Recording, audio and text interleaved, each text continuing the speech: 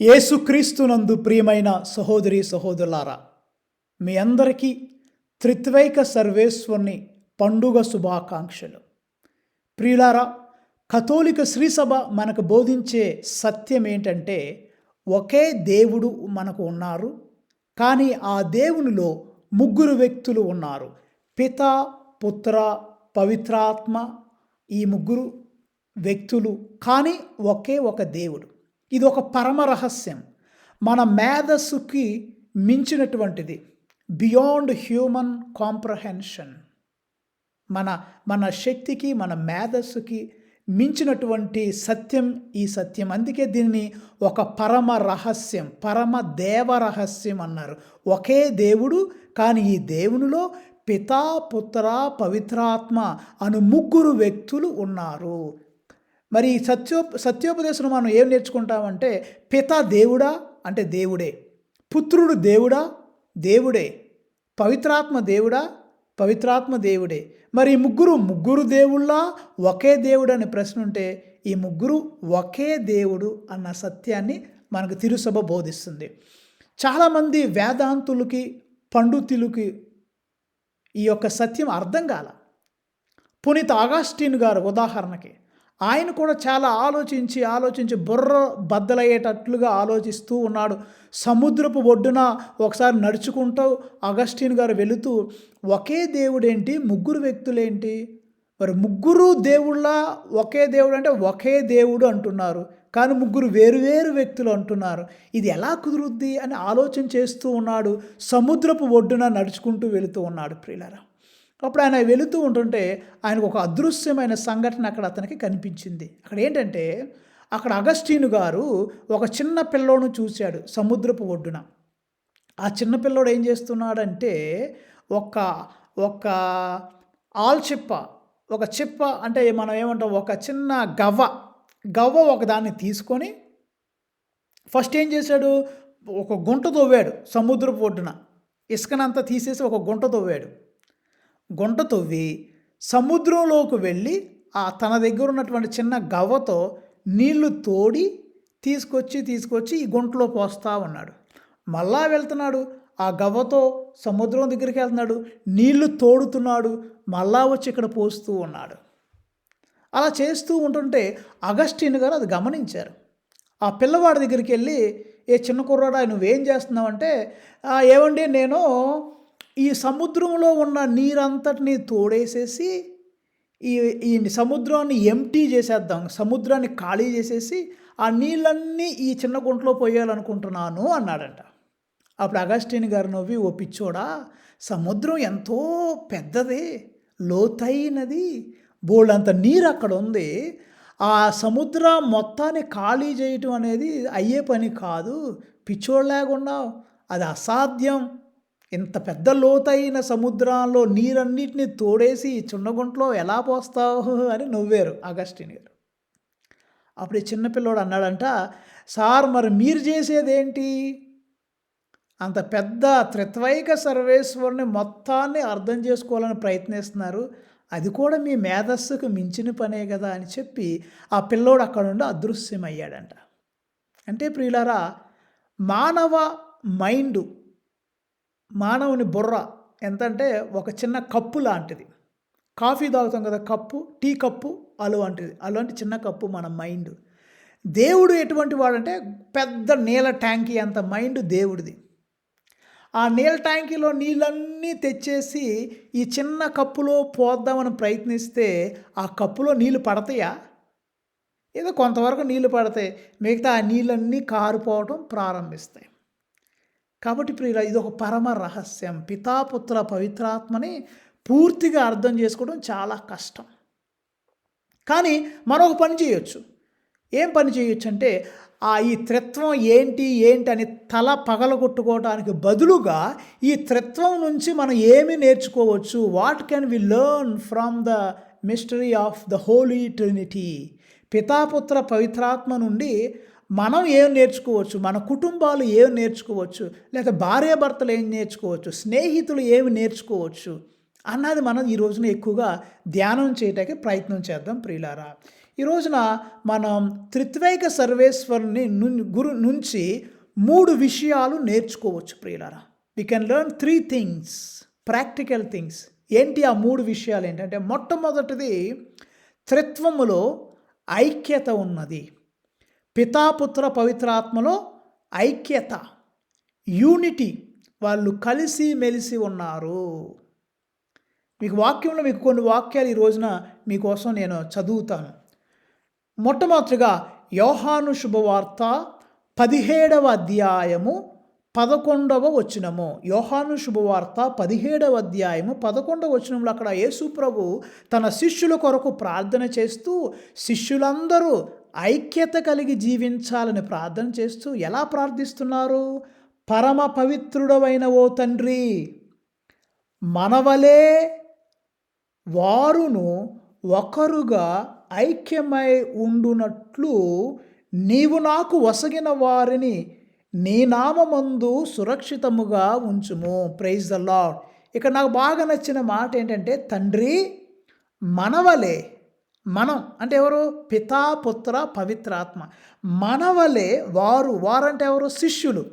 ఓ తండ్రి, మనం పితాపుత్ర పవిత్రాత్మ మనం ఎలా ఐక్యమై ఉన్నామో, నా శిష్యులు అందరూ కూడా వారు విచ్ఛిన్నం కాకుండా, గొడవలు పడకుండా, ఒకరితో ఒకరు కొట్టుకోకుండా వారు ఐక్యమై ఉండునట్లు వారిని దీవించు అని ప్రార్థన చేస్తూ ఉన్నారు. కాబట్టి ఐక్యత అనేది చాలా ముఖ్యం ప్రియులారా. యేసు ప్రభు శిష్యులు లేకపోతే క్రైస్తవులే కాదు, మనుషులందరూ, మరి ముఖ్యంగా మన కుటుంబస్తులు, మన కుటుంబంలో ఐక్యత కలిగి మనం జీవించాలి.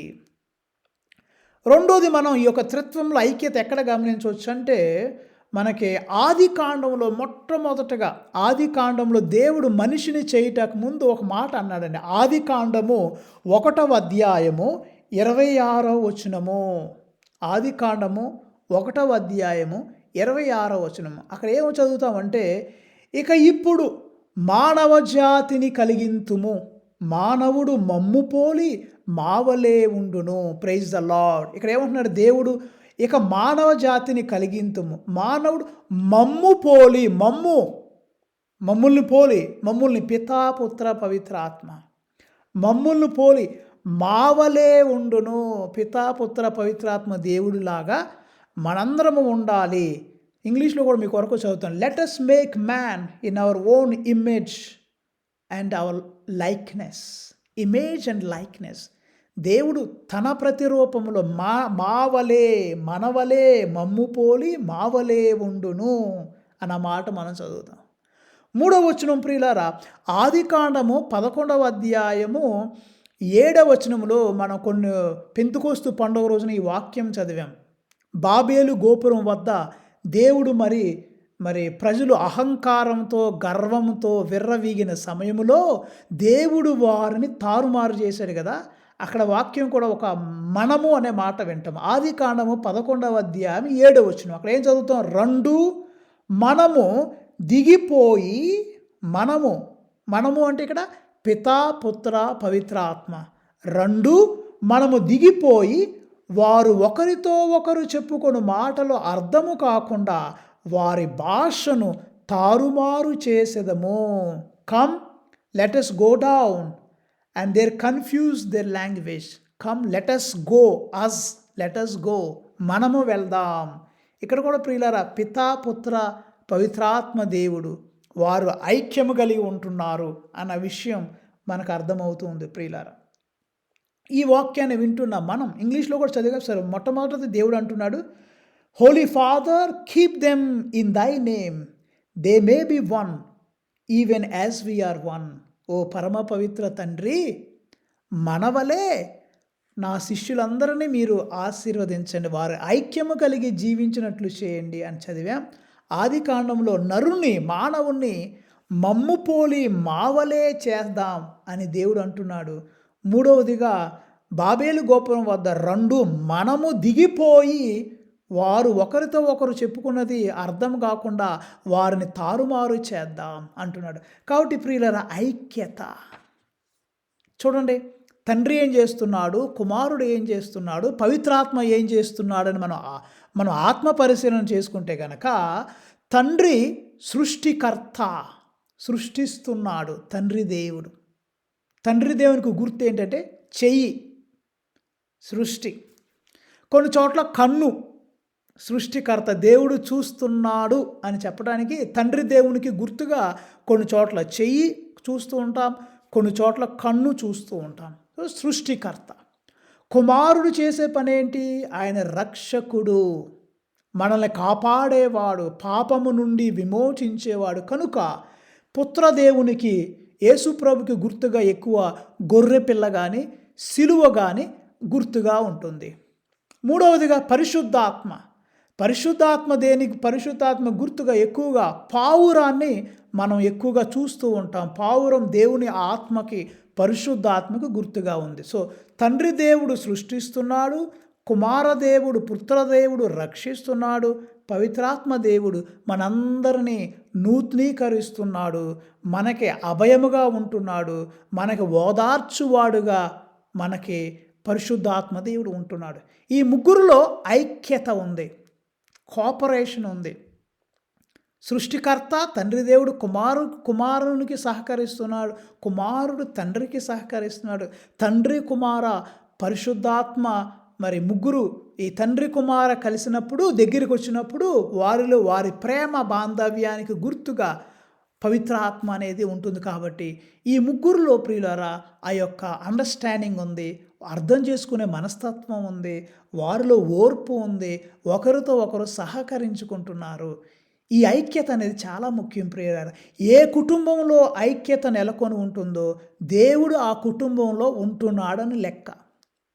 ఎక్కడైతే కుటుంబం కలిసిమెలిసి ఉంటుందో ఆ కుటుంబంలో దేవుడు ఉంటున్నాడని లెక్క. కుటుంబంలో ఎప్పుడు గొడవలే, తగులే, మనస్పర్ధలు అయితే ఆ కుటుంబంలో దేవుడు ఉండట్లేదు. ఇంగ్లీష్లో ఒక కొటేషన్ ఉంది, unity is the work of God, division is the work of Satan. అంటే ఐక్యత అనేది దేవుడు చేసే పని, విభజన అనేది సైతాను చేసే పని. మన చిన్నప్పుడు ప్రియులారా, నేను 2వ క్లాసులో 3వ క్లాసులో మరి చదివేటప్పుడు ఒక కథ ఉంది. కుటుంబంలో ఐక్యత అనేది ముఖ్యం అని చెప్పడానికి ఒక కథ ఉండేది. ఒకానొక ఊర్లో ఒక తండ్రి తన కుమారుడికి ఒక సన్న కర్ర ఇచ్చి ఆ కర్రని విరగొట్టమంటాడు.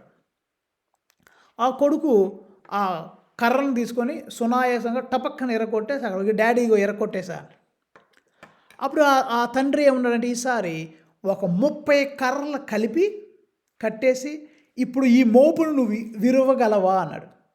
ఆ పిల్లడు 5 నిమిషాలు పెద్ద 30 కర్రలు కలిసి ఉన్నాయి కదా, ఇటు తిప్పి అటు తిప్పి ఇరగొట్టలాగా ప్రయత్నించాడు, కానీ చివరికి విరగొట్టలేకపోతాడు. అప్పుడు చెప్తాడు, డాడీ నేను విరగొట్టలేకపోతున్నా డాడీ అంటాడు. అప్పుడు తండ్రి చెప్తాడు, బాబు ఎప్పుడైనా మనం ఒక్కరుగా ఉంటే వేరేవారు మనల్ని విరగొడుతుంటే మనల్ని ఎప్పుడైనా వేరే వాళ్ళు ఓడించవచ్చు, అవమానించవచ్చు, హింసించవచ్చు, కొట్టవచ్చు నువ్వు ఒక్కడిగా ఉంటే. కానీ నువ్వు ఒక్కడవి కాకుండా కలిసి ఉండే కుటుంబం అంతా ఈ 30 పుల్లలో కలిసి ఉన్నప్పుడు మనం ఎట్లా విరగొట్టలేకపోయామో, మనం కూడా కలిసి ఉన్నప్పుడు మనల్ని ఎవరో టచ్ చేయలేరు, మనల్ని ఎవరు ఒక ఏలెత్తి చూపలేరు. ఎందుకంటే మనం కలిసి ఉంటున్నాం కాబట్టి.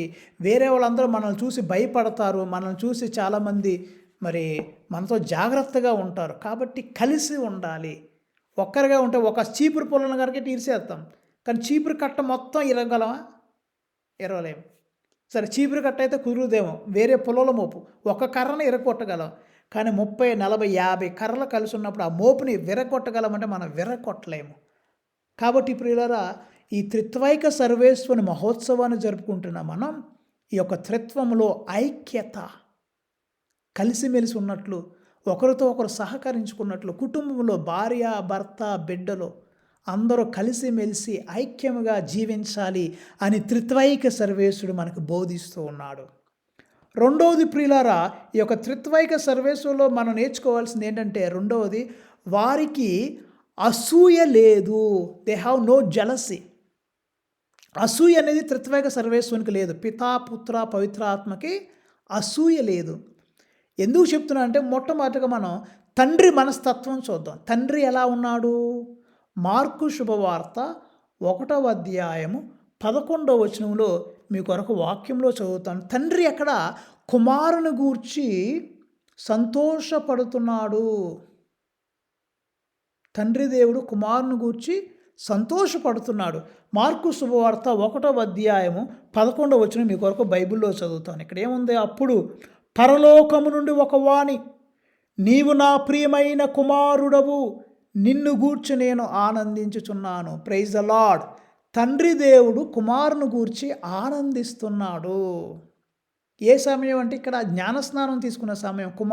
యేసుప్రభు వారు జ్ఞానస్నానం తీసుకుందాం అనుకున్న సమయంలో, ఆయన జ్ఞానస్నానం తీసుకున్న సమయంలో ఆకాశము తెరవబడి అక్కడ ఒక వాణి అక్కడ వినిపించింది. ఏంటంటే, ఈయన నా ప్రియమైన కుమారుడు, ఈయన గురించి నేను ఆనందిస్తున్నాను.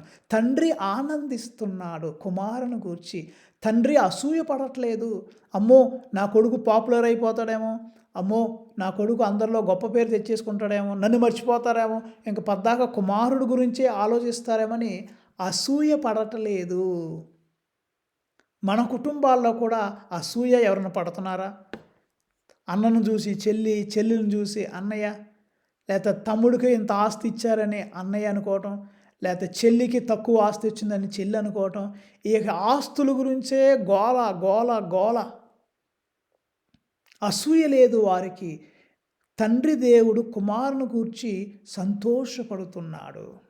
మరి కుమారుడి మనస్తత్వం ఎలా ఉందో, కుమారుడి జీవితం ఎలా ఉందంటే, యోహాను శుభవార్త 4వ అధ్యాయము 34వ వచనంలో కుమారుడు, అక్కడ యేసు ప్రభు అంటున్నారు, యేసు వారితో, నన్ను పంపిన వాని చిత్తము నెరవేర్చుటయు ఆయన పనిని పూర్తి చేయుటయు నా ఆహారము.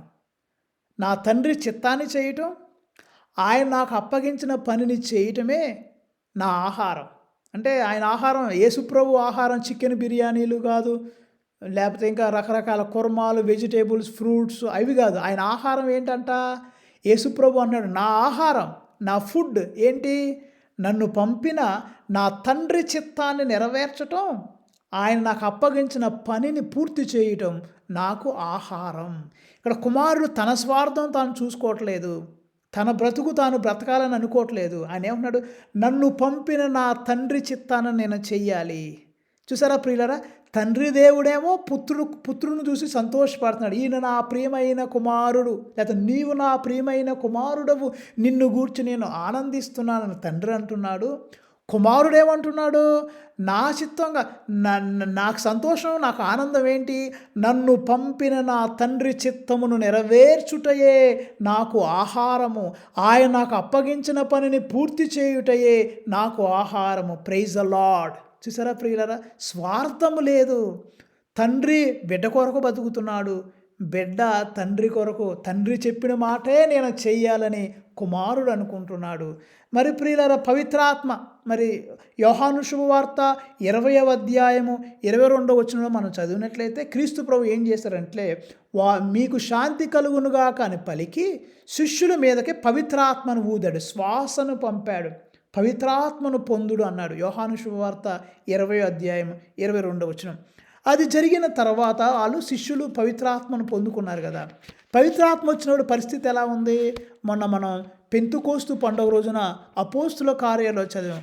అపోస్తుల కార్యాలు 2వ అధ్యాయము, మనం అక్కడ 2వ అధ్యాయము వచనము 2 నుంచి మీ కొరకు నేను చదువుతాను.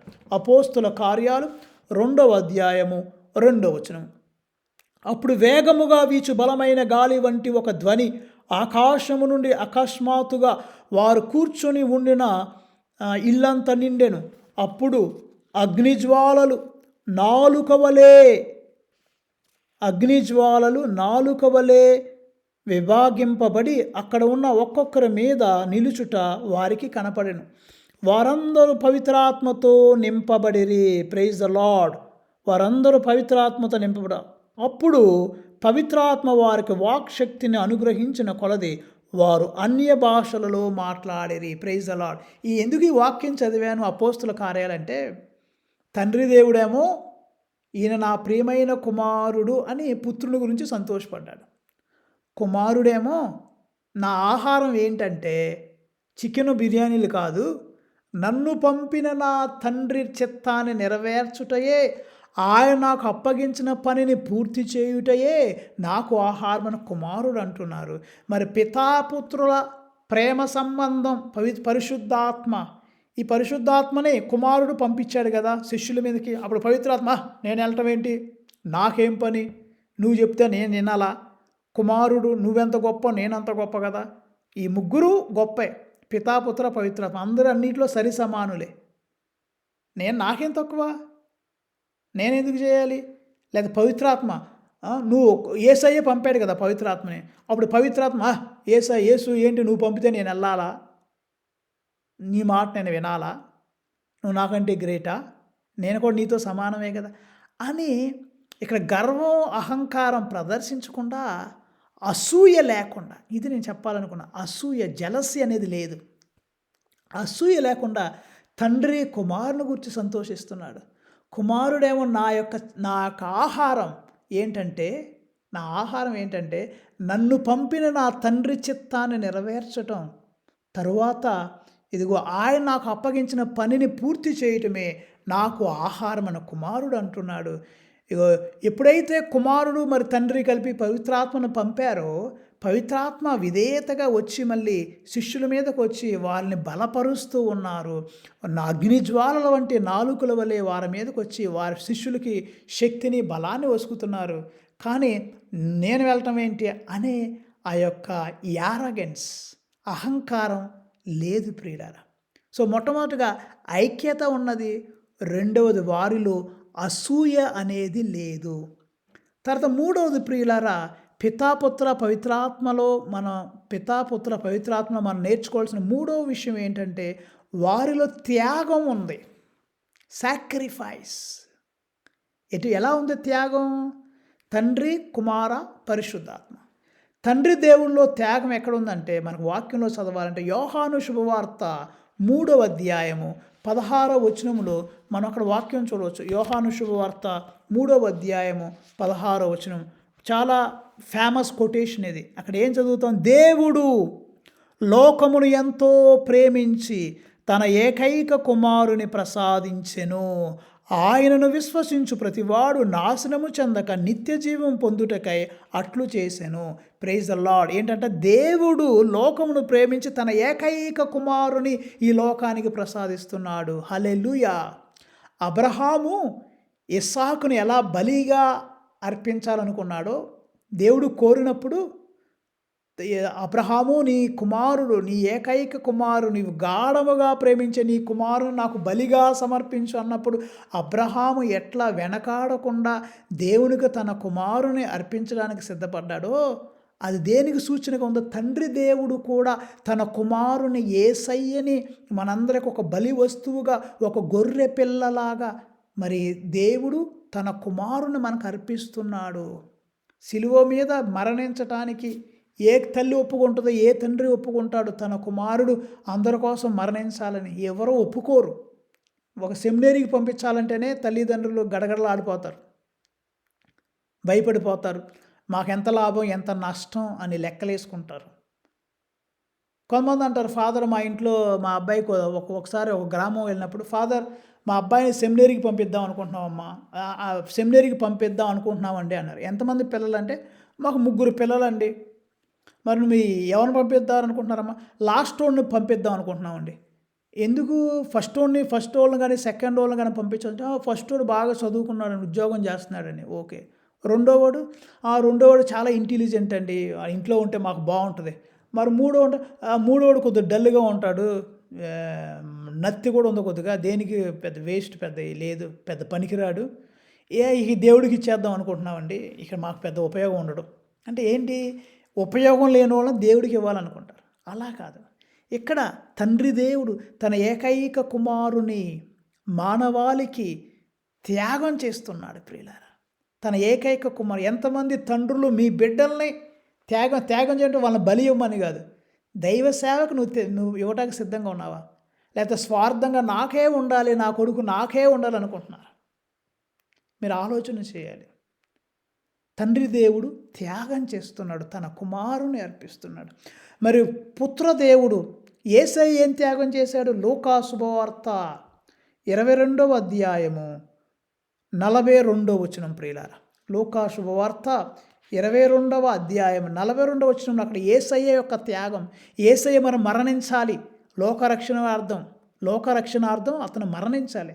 ఆ మరణ భయంతో ఉన్నప్పుడు యేసయ్య తన స్వార్థం తాను చూసుకోవట్లే. అక్కడ ఫస్ట్ కొద్దిగా భయం కలిగింది. అక్కడ ఏమన్నాడు? తండ్రి, నీ చిత్తమైనచో ఈ పాత్రను నా నుండి తొలగింపుము. అయ్యా, నీ చిత్తమైతే ఈ పాత్ర నా నుండి తొలగించు అని అన్నాడు. కానీ నా ఇష్టము కాదు, నీ చిత్తమే నెరవేరునుగాక. Praise the Lord, hallelujah.